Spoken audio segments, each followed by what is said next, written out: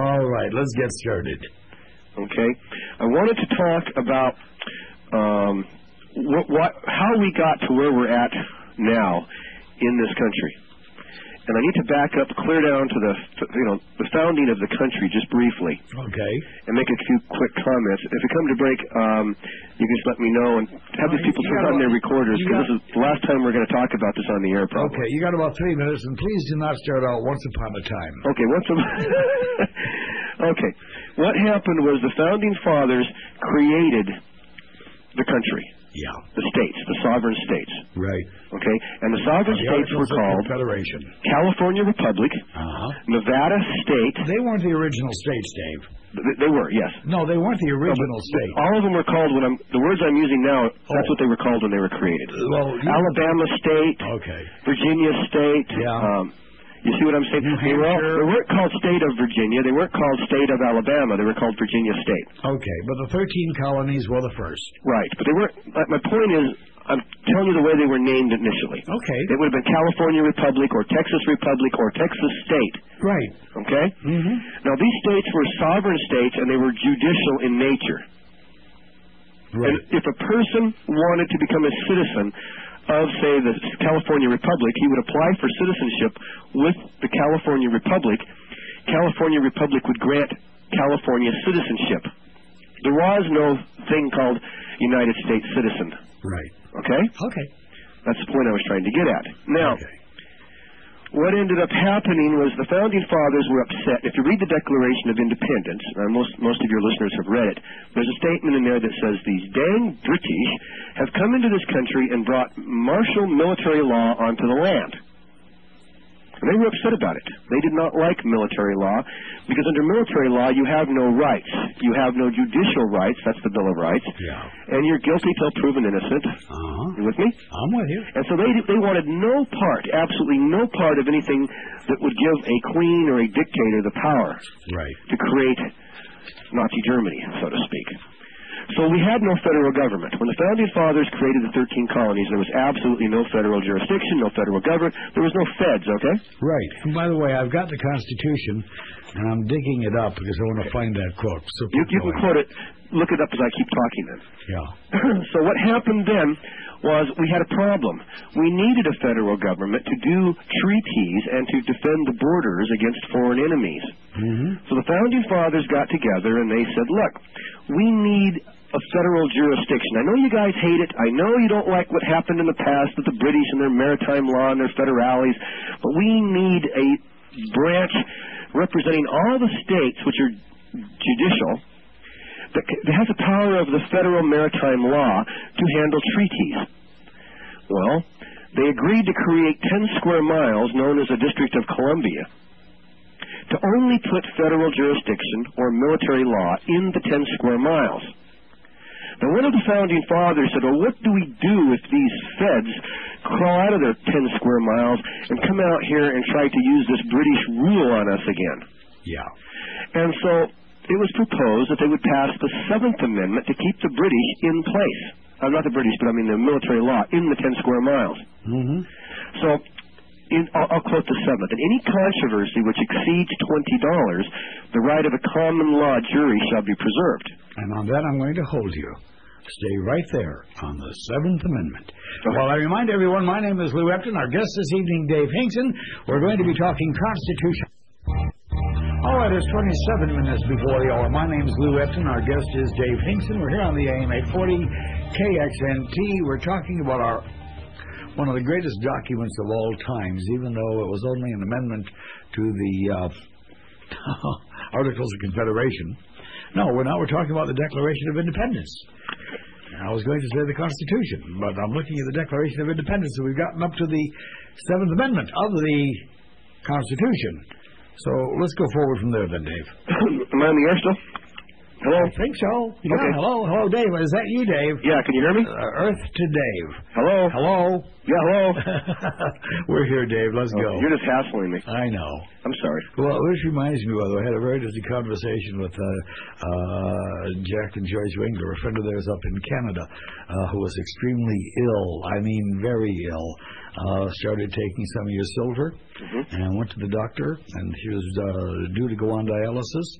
And she doesn't have to go on dialysis. And the doctor said, I don't know what the hell it is you're doing, but keep doing it. You're doing very well. Speaking of strange stories, I had one happen Friday. Okay. Just off the subject a little bit.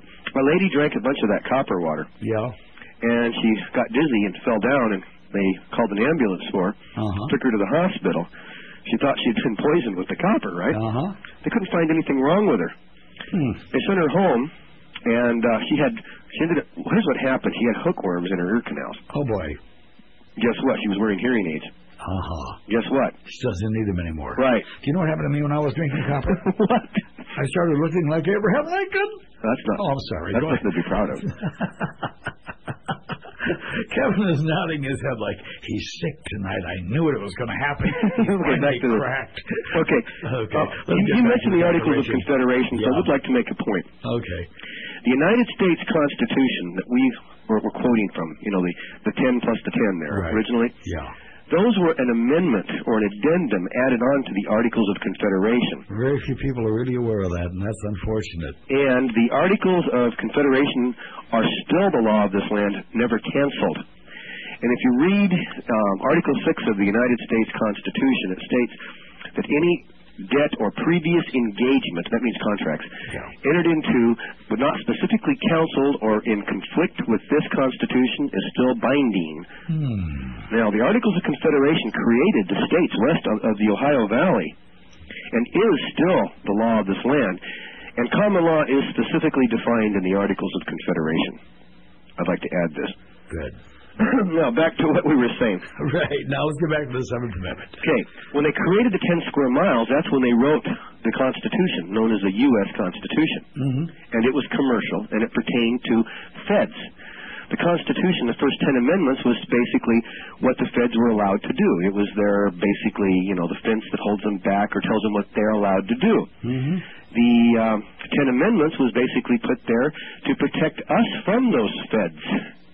And that's why the 7th Amendment was put into place, is to make sure they don't leave their 10 square miles. Now, wait, I think that is such a strong and such an important point. I'd like to repeat it loud and clear. These amendments were put in place to protect us from Washington, D.C. Right. That's interesting. So the 7th Amendment was designed to make sure the feds did not leave their 10 square miles, and so that they would do what they're supposed to do and not jump the fence, come into our yards, and pick on citizens who were known as judicial citizens. Common law is also known as judicial law. Right.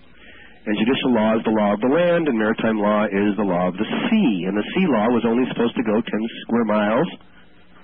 In England, for instance, the maritime wall, or the mile square, whatever you want to call it, is 1 mile square, not 10 miles square. They have the exact same setup. And for instance, the Queen of England is not allowed any jurisdiction in that mile.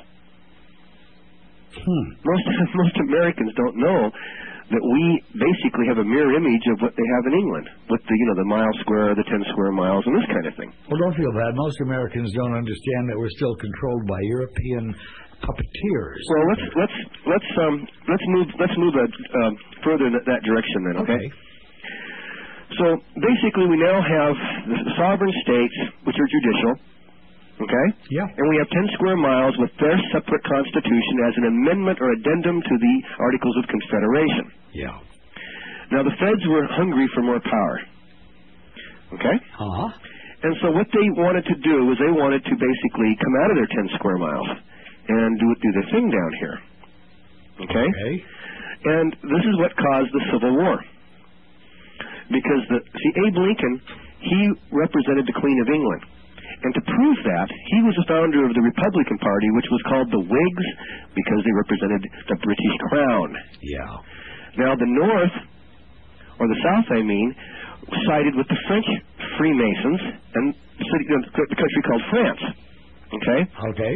And after we had the revolution and threw the British out of here, the French Freemasons gave us the Statue of Liberty. It's a French Masonic symbol, also known as the Colossus of Rhodes.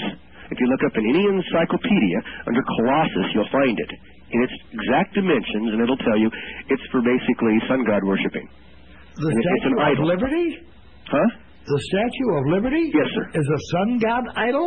Look under Colossus. I'm not going to say it again. Look it up. Colossus of Rhodes. Now, what'll I find? You'll find a picture of the Statue of Liberty. It'll tell you it's French Masonic